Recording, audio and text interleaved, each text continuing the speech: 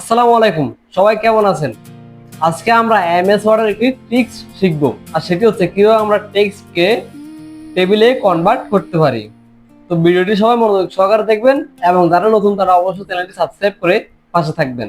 তো চলুন ভিডিওটি শুরু করি। তো প্রথমে আমরা আমাদের যে এমএস ওয়ার্ড আছে সেটাই আমরা প্রবেশ করব। এরপর একটা ব্ল্যাঙ্ক ডকুমেন্ট নিয়ে নিব। এরপরে মনে করুন আমি এখানে কিছু নাম লিখছি, তবে সর্বপ্রথম আমাদেরকে যে বিষয়টি মাথায় রাখতে হবে সেটা হচ্ছে আমরা একবারে উপরে নিচে বাম সাইডে কর্নারে কি রাখবো সেটা অবশ্যই আগে দিয়ে আমাদেরকে মাথায় রাখতে হবে। তো যেমন আমি রাখছি এখানে সাবজেক্ট, এরপরে দিব কমা, এরপরে আমি কিছু নাম লিখবো যেমন আতিফ, কমা দিবেন কি ফুল স্টপ দিবেন না, আতিফ, আরিফ, আফিফ, তারপরে হানিফ। এরপরে এন্টার দিয়ে নিচে যাব। এখানে আমি কয়টা ওয়ার্ড লিখছি, 1 2 3 4 5টি। তো নিচেও ঠিক আমরা এরকম 5টি দিব।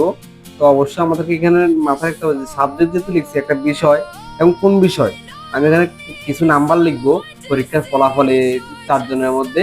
তো এগুলোকে আমরা মূলত টেবিলে ভাগ করে নেব।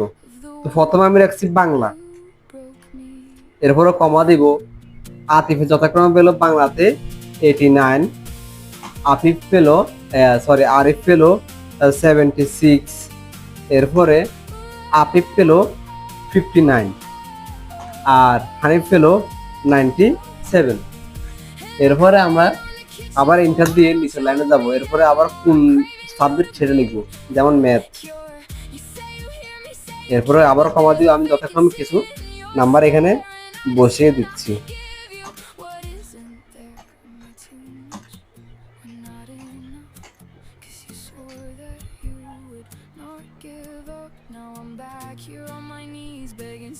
একটা নাম্বার মনে বেশি উঠছে, সেটা আমি ব্যাক স্পেস দিয়ে কেটে দিচ্ছি।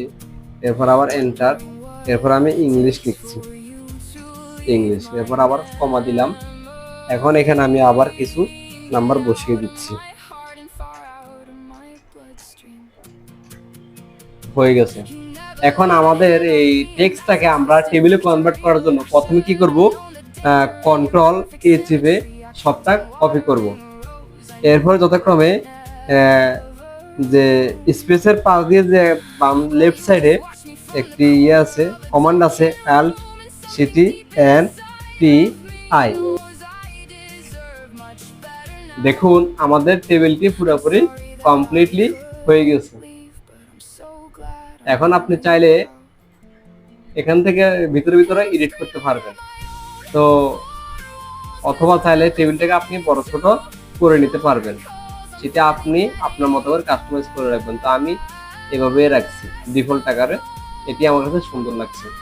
তো কেমন লাগলো ভিডিওটি জানাতে ভুলবেন না, আর অবশ্যই চ্যানেলটি সাবস্ক্রাইব করে পাশের বেল আইকনটি বাজিয়ে দিবেন, যাতে করে পরবর্তী ভিডিও সবার আগে পেতে পারেন।